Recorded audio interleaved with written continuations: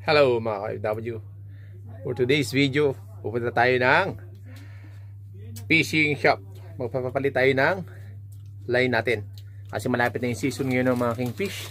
Kailangan palitan natin yung line. Kasi kung mapapansin nyo, lumang-luma na po yan. 2 taon ko nang ginagamit. So bibisis tayo natin si Sir Benny sa Seaweed Fishing Equipment sa Tourist Club.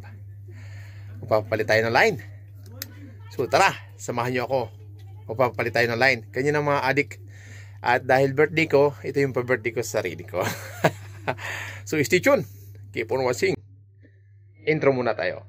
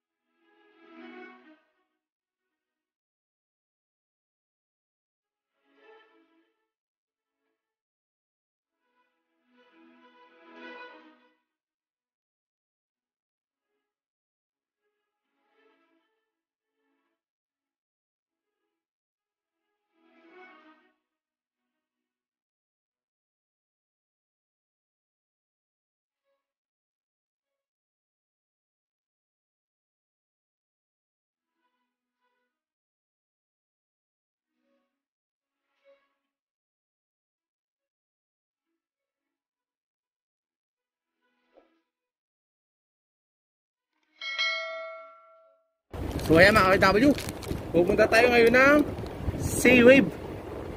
Magpapalit tayo ng line kay Sir Benny. Malapit na yung season eh. Kasi line ko mahuna na. Talagang delikado na. Baka kagatan tayo ng medyo malaking isda ay hindi kayanin, baka maputol. Mainit mga ka-FW. At dahil mainit, bibili muna tayo ng ice cream dito sa Big King.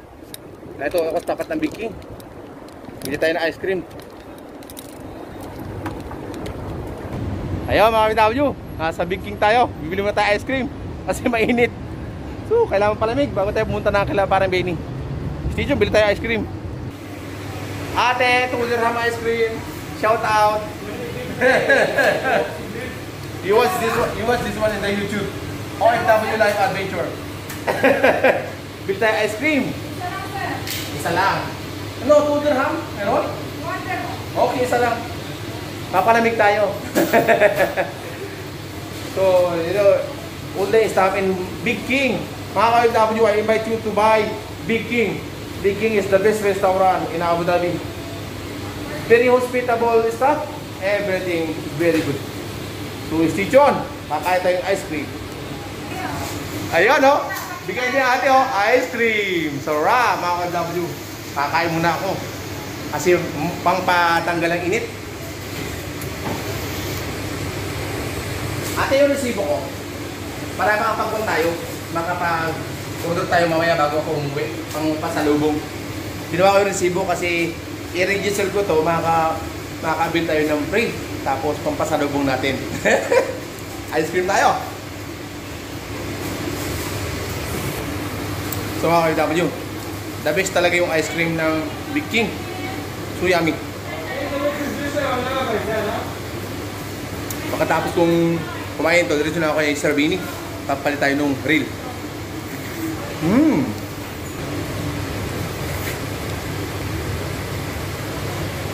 1 dirham lang, sold na. Napakasarap mga ka-FW. Talagang 1 dirham. Tapos na ako.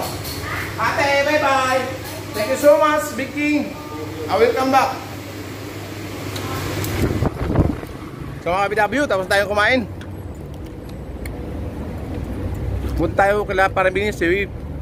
Stay tuned! So, nandito tayo. Yan mga ka-FW. Nandito tayo ngayon. Ito na yung Seaweed Fishing Equipment.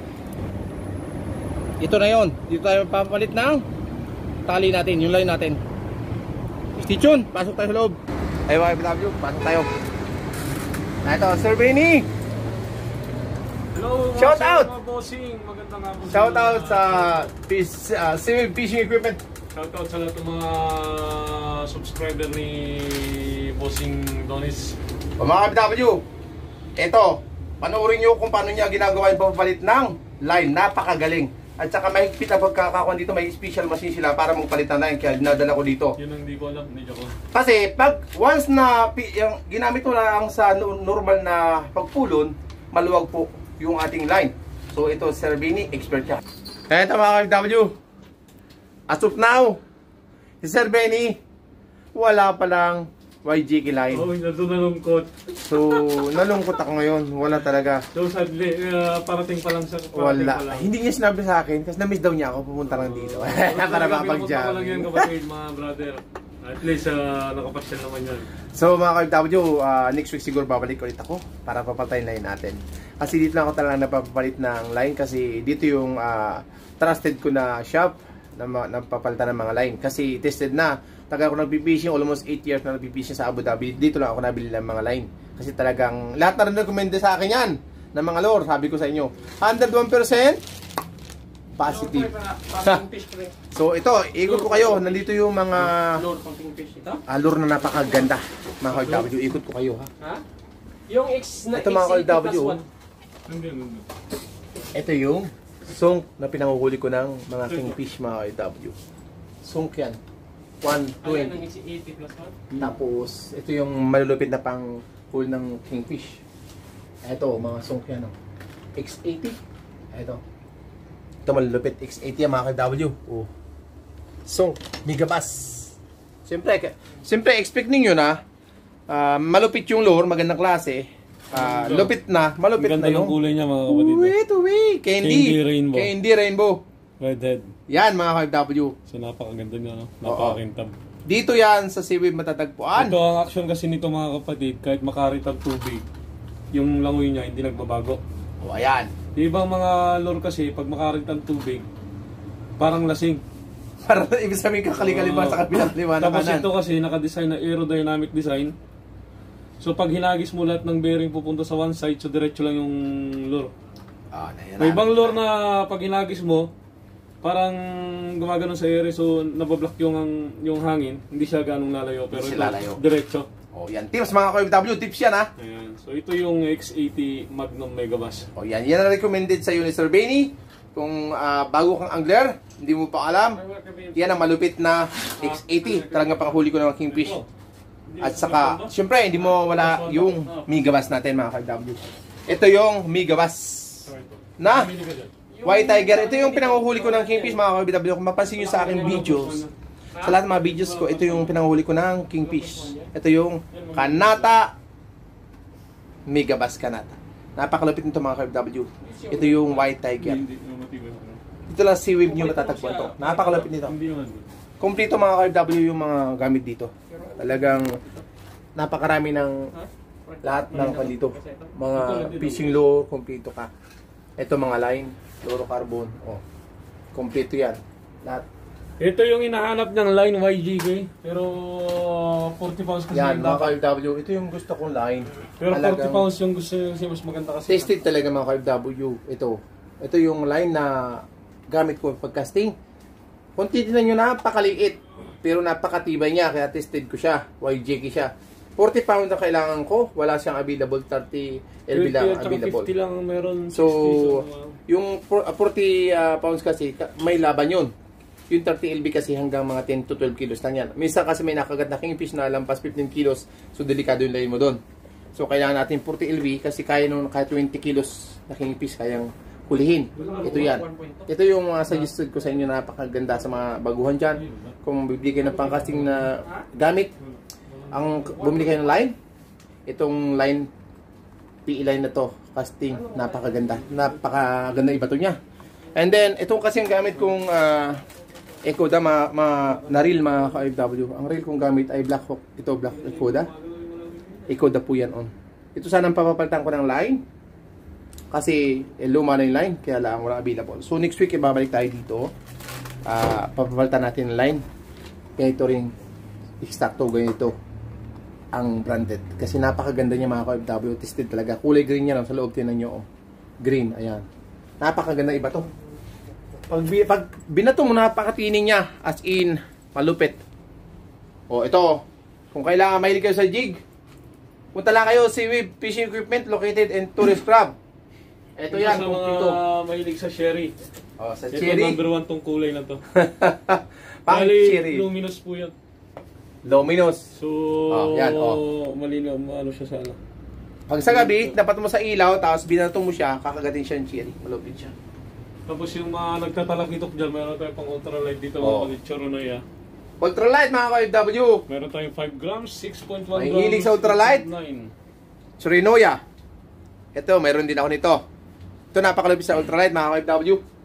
So, huwag nyo kalilimutan kung bago kayo at talagang gusto nyong, para hindi kayo mamahalan, advice ko sa inyo mga ka-FW, tips ito mga baguhan kayong angler at gusto nyong mapamura yung inyong mga bili mapamura ba, magkaroon ng discount, hindi yung murang kuha na bad word. Pumunta kayo dito kay Sir Vinny. Kasi dito, bibigyan kayo ng budget meal na mga equipment gaya ng reel, rod, at saka line, mga lure, kung yung ilang kailangan nyo. Wala dito, 10 grams, yung mga gumagamit ng 10 grams jig. 10 grams mga ka-FW. Kumbaga, itong set na to, 5 set na 5 jigs na yan. Bali, napakamura lang, bali 30 dirham lang sa 5 jig. 5 gig, remember. So, parang isipin mo lang, parang 6 dirham 6 isa, so dirham hindi isang masakit sa piraso. puso mo. Yan ang inasabi ko sa inyo, mga budget meals, yung may hilig sa mga UL dyan. Pasya lang kayo dito sa Seaweed Fishing Equipment, located in Tourist Club. Kompleto sa mga gamit dito. Ito yung mga Megabass nila, kompleto sila. Meron sila ditong Megabass X80, Plus 1. pero meron din silang Megabass X80 plus 1. Ibig sabihin, mas malalim yung baon. Ipaliwanag ko plus lang 1. yung ito kasing X80 na normal natin, ang lalim ng lawin nito is nasa 1.5. Pero itong plus 1 natin is nasa 2.5 meters, so mas malalim talaga siya. So mga ka-OFW, ito 2.5 meters ang baon ng plus 1. Ito yung normal 1.5 meters. So ang ibig sabihin no, pag mas malalim yung baon, minsan ang isda ay nasa ilalim, mas lamang kagatin. At itong Megabass lure, ako na may sasabi sa inyo, guarantee ko sa inyo, tested talaga. Napakalupit niya. Yan ang matagal ko nang ginagamit. Talagang tested. Season, so itong mga lure na to talagang mabenta yan. Mga ka-OFW, Megabass Kanata Red. Kanata Redhead, number 1. And huwag nyo kalilimutan, gaya sabi ko sa inyo, Kanata White Tiger. Ito. Yan dalawang yan, kung mayroon ka, lamang ka na sa panghuli mo. So kung mahilig kayo sa UL, gaya sabi ko sa inyo, meron silang 9 Walking the Dog. Ito, ayun, bibiling ko ito ngayon. Ay mga kapitawyo, before the end of my video, mega love shoutout sa inyo lahat. Mega love shoutout kay Fishing User TV. Mega love shoutout kay Angler Dispi. Mega love shoutout kay Angler Jonathan. Mega love shoutout kay Benji TV Official. Mega love shoutout kay OFW Life Fujiko. Kay Sir Vinny, especially. Mega love shoutout sa kanya. So, mega love shoutout kay Sir Ryan Fishing Adventure. Mega love shoutout kay Sir Richard sa team Mandaragat. Mega love shoutout sa inyo lahat. Mega love shoutout kay John B. Mega love shoutout sa iyo, sir. Mega love shoutout kay Sir Lucky San Pedro. Mega love shoutout. Sa lahat ng supporter ko, mega love shoutout sa inyo lahat. Thank you for watching. God bless you all. See you on my next vlog.